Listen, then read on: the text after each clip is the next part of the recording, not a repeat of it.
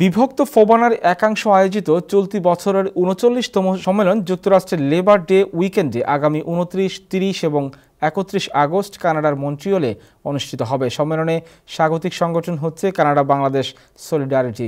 এ উপলক্ষে রোববার দুপুরে জ্যাকসন হাইটসের একটি পার্টি হলে এক সংবাদ সম্মেলনের আয়োজন করা হয়। ফোবানা সম্মেলনের প্রস্তুতি সহ অন্যান্য বিষয় তুলে ধরা হয় এই সংবাদ সম্মেলনে।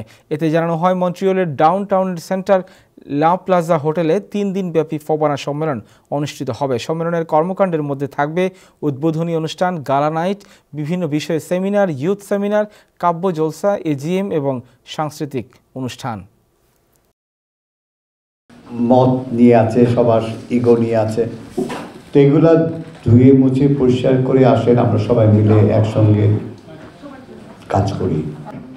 আমরা বাংলা ঐতিহ্য, বাংলা সংস্কৃতিকে যদি আমরা আমাদের প্রজন্মের মাঝে যদি দেই, শিক্ষা দেই, আমাদের সংস্কৃতিটা আরো ডেভেলপ করবে।